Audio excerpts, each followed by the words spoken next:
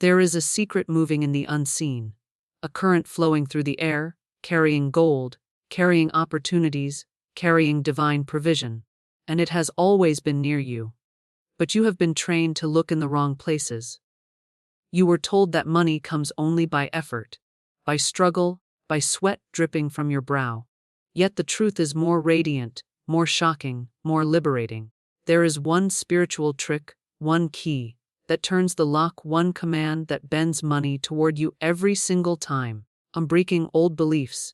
You have been hypnotized by lack, taught to believe that wealth belongs to the few, that abundance is earned only after endless sacrifice, and so your mind has rehearsed poverty as if it were a prayer. Every doubt, every fear, every "I can't afford this" has become a chant, summoning more of what you never wanted. But today, I come as a voice in the wilderness, tearing that old chant apart. You are not a beggar in the marketplace of life. You are not a servant to bills, to banks, to the weight of debt. You are the heir of an invisible treasury that never runs dry. Money is not your master. It is your messenger, an awakening inner authority. When you stand in your true authority, money recognizes you. It rushes like a river to the one who knows the river belongs to them. You have seen this people with less talent, less skill, less effort than you, yet wealth bows at their feet. Why? Because somewhere inside, they gave money a different meaning. They did not chase it. They did not worship it. They commanded it. And here is the mystery: money is not attracted to desperation. It is attracted to dominion. The same way a flame bends toward oxygen, money bends toward certainty. You're introducing the trick in the declaration. So here is the trick, simple yet eternal. You must speak to money as if it were alive, because it is. You must declare to it, money, you are my servant.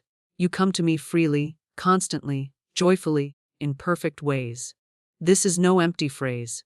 It is the law of vibration given voice. It is your soul rewriting the contracts of your reality. When you speak this, not once, but as a decree, as a song, as a commandment etched into the air, money stirs, it hears, and it obeys. Deepening the vision, close your eyes, and see it now: bills transforming into blessings, checks arriving like answered prayers, opportunities appearing like doors in walls that once looked solid. You are not asking, you are not hoping, you are summoning. Every coin, every dollar, every flow of wealth is already in the field, waiting for your command to gather at your feet. I'm building urgency and momentum. But hear me. You cannot whisper this trick with doubt in your voice. You cannot speak it as though you are begging the universe. You must declare it as though heaven itself backs your words. You must feel the ground beneath you tremble with the weight of your own authority. Say it not once, but until the atmosphere around you bends. Say it until money is no longer an idea, but a presence moving toward you. Say it until your fear of lack dissolves like mist before the morning sun. Eager transition to next part. In the next moments, I will show you how to anchor this decree so deeply that money has no choice but to appear in your life again and again. But first, let this sink in. You have just touched the edge of a truth that can rewrite your destiny. This one spiritual trick is not a game. It is a covenant with abundance. And when you dare to use it with conviction, you will watch money bow every time. Money has been misunderstood by many. You have been told that it controls your destiny, that it dictates your choices, that it decides who you are allowed to become. Yet the truth is hidden in plain sight. Money is not your master, it is your servant. It has no power of its own, except the meaning you give it. It does not rise in the morning with a will to bless you or curse you. It does not conspire in secret against you. It waits, quietly, for the command you send into the world. Most people live as though money were a tyrant. They chase it with fear in their eyes. They bow to it with anxiety in their hearts. They build their entire existence around the lack of it. And in doing so, they invert the natural order. They hand authority to something that was always meant to obey them. You must begin to see money for what it truly is: energy shaped into form. A tool wrapped in paper and metal. A symbol that bends to the vibration of the one who directs it. When you shift your identity from servant to master, money becomes a messenger carrying out your decrees. It moves because you command it. It circulates because you have spoken with authority. The illusion of lack dissolves when you realize that what you once feared was never greater than you. Every bill in your hand, every coin in your pocket, is proof that money has already been serving you in some form. The question is not whether money is your servant. The question is whether you are willing to take your rightful position as the one who gives it orders. Think of the one who fears the next due date, the one who speaks constantly of not having enough, the one who measures their life in shortages. Their very words bind money, keeping it from flowing. For words are commands, even when they are careless. To say, "I can't afford this," is to command money to stay away. To say, "I never have enough," is to decree scarcity as law in your world. Money, being a faithful servant, obeys. It is not cruel, it is not withholding, it simply follows the orders you give it through thought, speech, and expectation. If you knew the power of your decree, you would never again speak against your own prosperity. Imagine instead standing with the confidence of one who knows. Imagine saying to money, "You serve me, you flow to me, you arrive in my life with ease and constancy." Feel the difference in energy when you speak from mastery rather than from fear. The atmosphere bends when authority is present. Just as a servant responds immediately to the call of their master, money responds when you recognize your position. There is no arrogance in this. There is no greed. There is only alignment with the truth of divine law, that nothing external has power over the one who knows their inner authority. Every spiritual tradition whispers the same secret in different words. Dominion was given to you. Dominion over circumstance, dominion over condition, dominion over the very resources of the earth. But when you forget this, you live as though the shadow is greater than the light. You tremble before paper, before numbers on a screen, as though they hold the keys to your destiny. Yet you are the key. The vibration you choose is the signal money hears. If you emit fear, it multiplies situations that confirm your fear. If you emit certainty, it rushes forward to prove that certainty correct. Money has no personality of its own. It mirrors yours. To walk as master is not to hoard, nor to clutch money with desperation. A master commands and releases.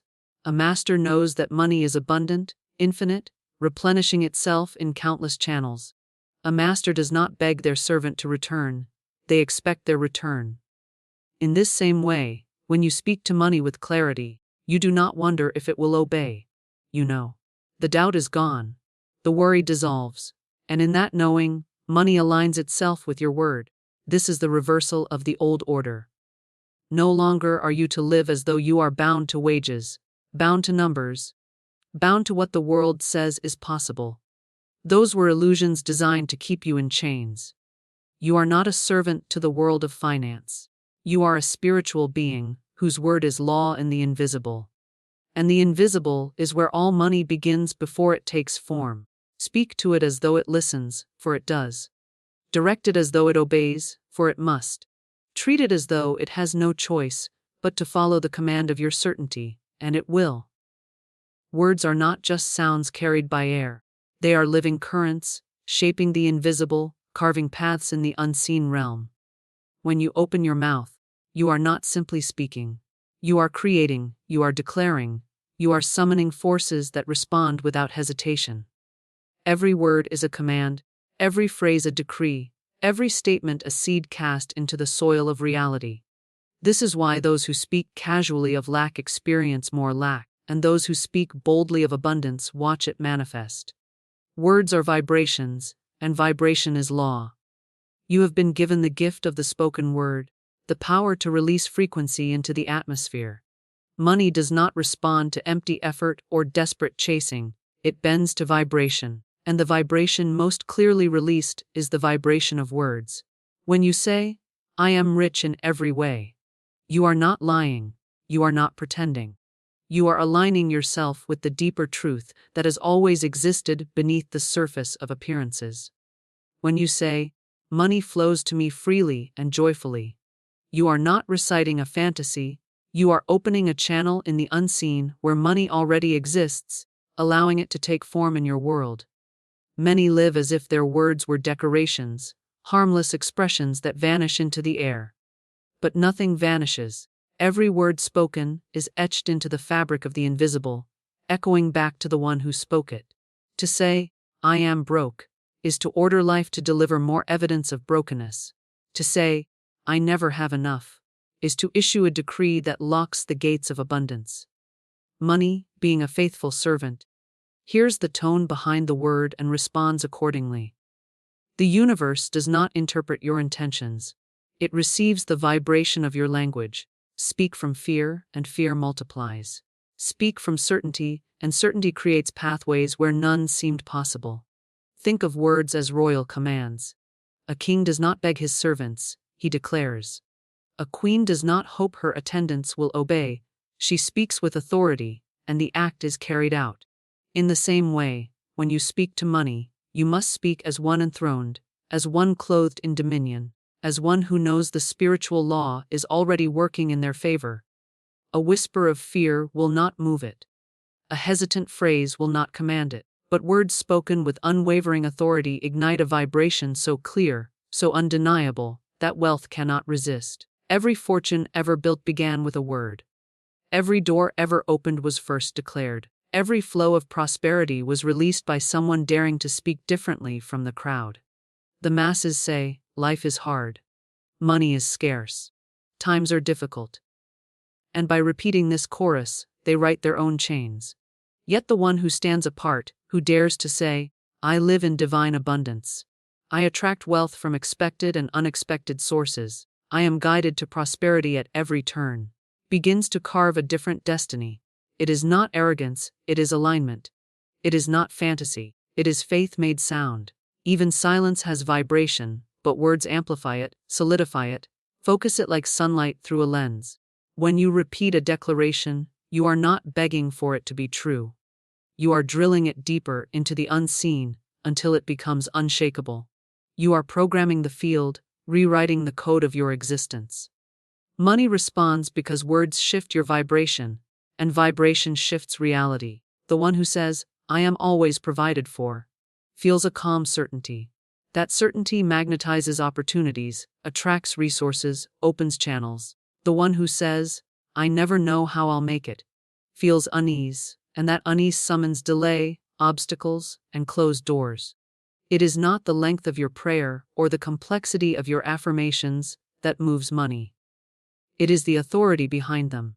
You can speak a single sentence with conviction and shift the atmosphere around you. You can decree, "Money serves me. Money blesses me. Money obeys me," and release a ripple that travels far beyond your room, arranging circumstances to align with your word. Do not underestimate the weight of a single declaration spoken with faith.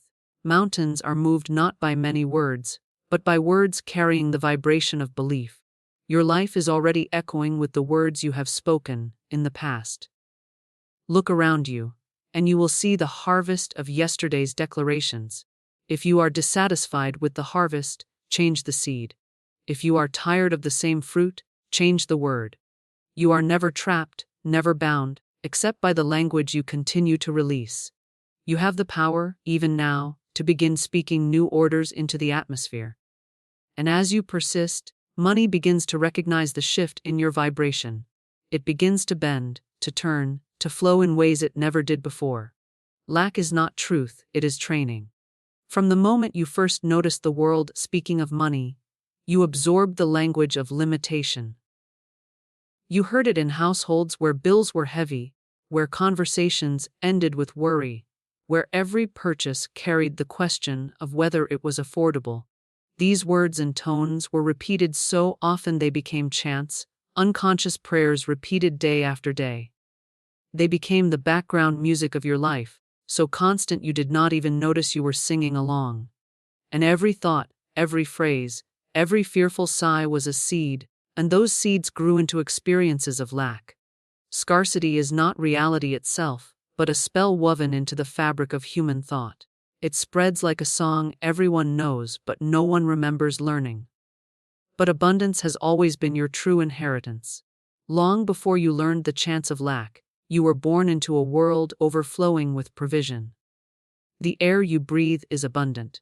The sun that rises does not charge you for its warmth. The earth beneath your feet holds more resources than generations could ever exhaust. Nature is extravagant, never stingy. A single tree produces thousands of seeds. A single ocean wave carries more force than entire cities combined. You were born in the midst of this infinite generosity, and yet the world taught you to believe in shortage. The illusion of lack is not in the universe, it is in the mind. When you wake up each morning and say, even silently, "I don't have enough," you are not describing your situation. You are writing a script for your life to follow. The words, "I don't have," become a declaration, and reality faithfully mirrors it. Lack, then, is nothing more than the echo of a belief spoken again and again until it feels solid. But what feels solid is often only repetition. You have the power to break this chant. You can step out of the chorus of fear and begin to speak the forgotten truth. Abundance is your divine inheritance. It does not need to be earned, because it is already yours. It does not need to be forced, because it already flows. Think of the difference between a river and a desert. Lack is a desert, dry, barren, echoing with emptiness. But the desert does not exist because water vanished forever. It exists because water stopped flowing there. Abundance is the river, constant, replenishing, unstoppable. If you have lived in a desert of thought, repeating the chant of lack, it is only because you have turned your mind away from the river. The river still flows. The current is still alive. And the moment you change the direction of your attention, you begin to hear the sound of water again. You begin to feel its pull. You begin to realize it was always near, waiting for you to remember. When you replace the chant of lack with the decree of abundance, your entire vibration shifts. You no longer say, "I can't afford this." You say, "All my needs are met in perfect ways." You no longer sigh at the sight of a bill. You declare, "This is already paid through divine channels." At first, it may feel strange, as though you are lying. But it is not a lie, it is a return to truth. The lie was lack. The deception was scarcity. The fraud was the belief that you were born to struggle, that provision was rare, that you had to chase after scraps. Your word, spoken with conviction, dissolves the spell and reawakens what has been waiting inside you all along. Scarcity feeds on fear, but abundance thrives on certainty. The more you affirm your inheritance, the more evidence begins to appear. A small opportunity opens, then another, then doors that once seemed sealed begin to swing wide. What changed? Not the universe. It has always been abundant. What changed was your chant. You stopped singing the hymn of lack and began to declare the anthem of inheritance. Your vibration called for new evidence, and reality obeyed. The truth is that abundance is not outside you, waiting to be found. It is within you, waiting to be spoken. Each time you affirm it, you strengthen the channel. Each time you choose words of plenty over words of fear, you are building a bridge from the unseen to the seen. Eventually, the bridge becomes so strong that abundance rushes across it without resistance. This is why those who live in wealth often seem to attract more without effort. They are not chanting lack, they are living in the rhythm of abundance. They expect money to serve them, and it does. They expect doors to open, and they do. Their chant is not of shortage but of certainty, and the universe sings back in harmony. Certainty is the language of power, and money responds only to power. Desperation is noise, scattered energy, a trembling signal that repels the very thing it craves. When you stand in desperation, your words may be loud, your actions frantic, but the vibration beneath them is hollow. Money senses the emptiness, the fear, the doubt, and like a bird startled by sudden movements, it flies away. Yet when you stand in certainty, calm, unmoved, rooted in the knowledge that abundance is yours, money bends toward you. It feels the weight of your conviction. It recognizes the authority in your vibration. It obeys not because you are forcing it, but because certainty is irresistible. Think of how the earth itself responds to certainty. A seed planted with confidence in the soil is expected to grow. No farmer digs it up every hour to check if it is working. The certainty of the farmer commands the earth to produce. In the same way, when you declare, "I am always provided for," with unwavering faith, the universe rearranges itself to prove your declaration true. The invisible substance of life bends to certainty as surely as metal bends to fire. Desperation says, "Please, let it happen." Certainty says, "It is done." And money knows the difference. You have seen the ones who chase money with fear. They work endlessly, but their hands never seem to hold enough. Their lives become a cycle of striving, hoping, worrying, begging. And then there are those who walk with quiet assurance. They may not even labor as hard, yet doors open for them, opportunities appear, wealth flows into their lives. What separates them is not luck, nor talent, nor circumstance. It is vibration. It is the unshakable certainty that money belongs to them, that it is their servant, that it cannot help but obey. Certainty is magnetic. It does not strain, it does not beg, it does not plead. It simply exists with such strength that everything aligns around it. When you embody certainty about your abundance, you do not need to question when or how. You know it is coming, and that knowing pulls it to you. Money is like a compass needle drawn to the magnet of faith. The clearer and stronger your certainty, the faster it aligns itself with you. Desperation clouds the magnet, it scrambles the signal. It tells money, "I am not ready, I do not believe, I do not trust." And so money passes by, searching for the one who carries the signal of authority. The great law of life is that like attracts like. Fear attracts more reasons to fear. Doubt attracts more reasons to doubt. Certainty attracts more certainty, and in the realm of money, that certainty manifests as provision. When you say with power, "I am the source through which money flows," you shift the atmosphere around you. You release a vibration that cannot be ignored. The invisible world rushes to supply form to your decree. You are not hoping anymore. You are commanding. You are not wishing. You are affirming what is already true. Desperation makes you small, bending your back, lowering your eyes, weakening your tone. Certainty makes you expansive, upright, radiant. It changes how you walk, how you speak, how you breathe. And this change is not lost on money, for money is alive in vibration. It senses desperation as repulsion, but it senses certainty as invitation. To carry certainty is to carry the energy of a king or queen, one who does not beg their servant to return, but expects it without question. That expectation itself becomes the law, and the law must be fulfilled. You must learn to examine the tone behind your words. Do you declare wealth while secretly trembling with fear that it will not come? Do you repeat affirmations while your heart beats with doubt? That is desperation wearing the mask of certainty, and money cannot be fooled. But when your heart and your words are aligned, when every fiber of your being declares, "I live in abundance," then your decree is unbreakable. The universe cannot deny a vibration of unity, for it carries the same resonance as truth. Imagine standing before a mountain and whispering in fear, "Please move." The mountain will not stir. Now imagine standing in authority, declaring with unshakable power, "Move." The vibration of your certainty carries the weight of the command, and even the mountain must obey. This is how money responds. It does not obey the whisper of desperation, but it bows to the tone of certainty. It bends toward the one who knows they are its master. The greatest mistake many make is treating money as though it were lifeless, as though it were mere paper or metal without intelligence, as though it were nothing more than numbers on a screen that move at random. But the truth is deeper, stranger, more profound. Money is a living presence, a vibration, a servant that hears the tone of your being and responds. You cannot approach it as a dead object, because the moment you do, you strip yourself of the authority to command it. The one spiritual trick that bends money every time is simple, yet radical. You must speak to it as though it is alive.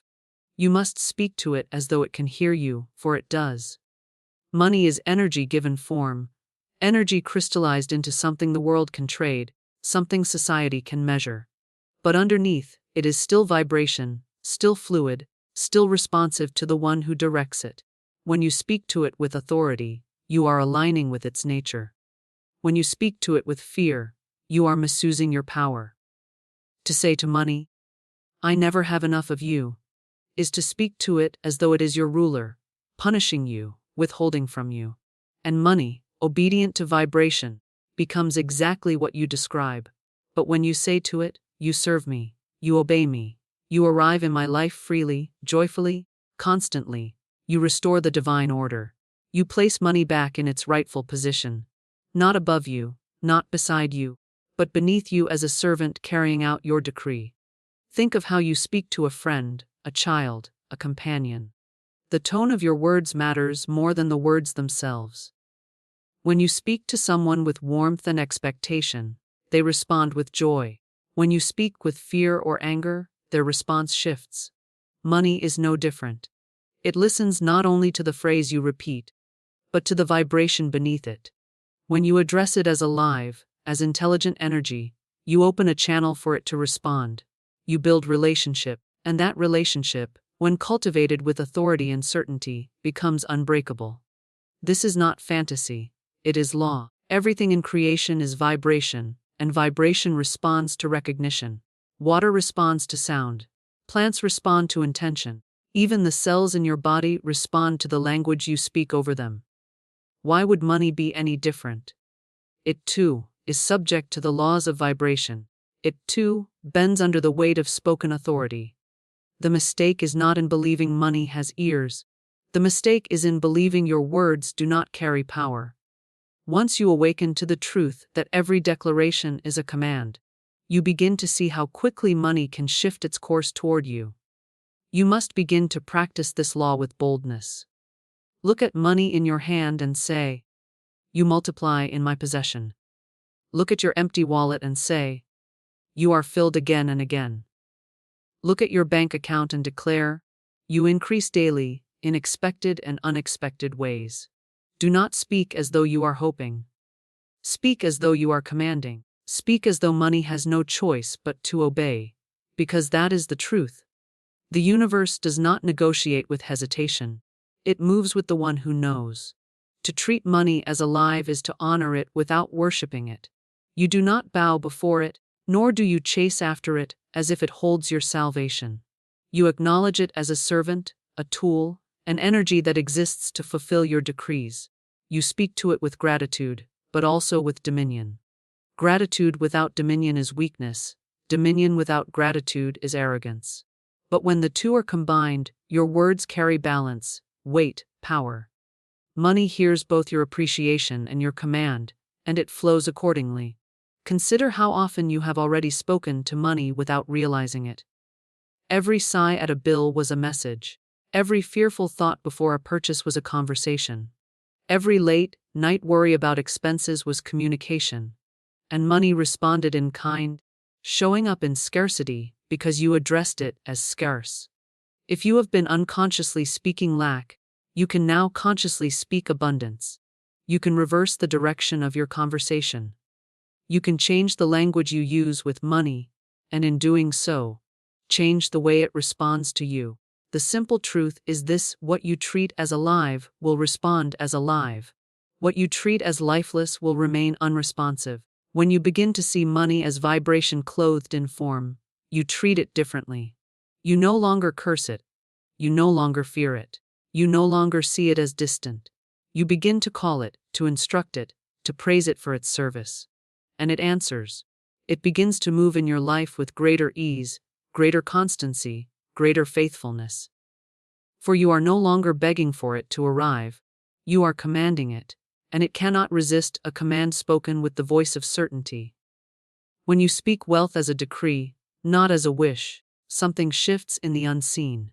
Your words become more than sounds, they become laws etched into the invisible fabric of reality. A decree carries the vibration of finality, of certainty, of unshakable authority. When you declare, "I live in abundance, money comes to me freely, money serves me constantly," you are not asking life for permission. You are announcing to the universe, what is already written within you. This is the difference between idle affirmation and true command.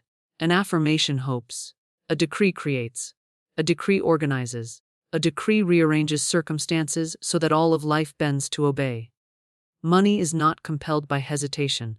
It does not bow to the voice of fear. It does not answer the language of doubt. But when you stand and decree wealth with a voice that carries the resonance of truth, reality has no option but to shift. The unseen begins to move in your favor. Ideas appear in your mind that were hidden before. Doors open that seemed sealed shut. Resources arrive from unexpected channels, as though the decree you spoke went out like a command to the winds, and the winds carried your words to every corner of creation. That is the nature of a true decree. It is not small, it is not limited, it is not conditional. It echoes until it manifests. You have been told that you must wait, that you must work endlessly, that prosperity belongs only to the fortunate few. Those teachings were designed to keep you silent, to keep you from speaking the one thing that terrifies limitation. A decree of wealth spoken with conviction. Because when you speak with the vibration of mastery, chains fall. When you speak with the vibration of certainty, gates swing open. When you speak with the vibration of authority, reality reorganizes itself around your word. This is not metaphor, it is law. Life mirrors the decree of the one who knows their voice is backed by divine authority. Consider how the world already reflects decrees spoken unconsciously. A person who constantly declares, "I never have enough," watches lack multiply. Another who repeats, "Life is hard," sees hardship at every turn. Their words, spoken again and again, become commands to the invisible, and the invisible obeys. If unconscious decrees of lack hold such power, imagine the force of conscious decrees of wealth spoken with unwavering conviction. Imagine standing and saying, "I am always provided for. Money rushes to me in perfect timing. My wealth overflows and blesses others." Those words, repeated as law, do not vanish. They carve new channels. They summon new evidence. They rewrite the patterns of your reality. The key is unwavering conviction. A decree cannot be tentative. It cannot be spoken with one foot in faith and one foot in fear. It must be whole, unified, complete. When a ruler decrees a law, there is no uncertainty in their tone. They do not say, "I hope this happens." They declare, "This is so." That is the same tone you must embody when speaking wealth into being. You are not negotiating with life. You are not hoping life will agree. You are declaring what already belongs to you, and the very vibration of your voice makes it so. Every time you decree wealth with conviction, you strengthen the signal of abundance in your field. At first, you may notice subtle changes. A bill paid in an unexpected way, an opportunity arising at the perfect time. These are confirmations that your decree has taken root. As you continue, the manifestations grow larger, more undeniable, until your entire atmosphere is saturated with the evidence of your words. What seemed like coincidence reveals itself as law.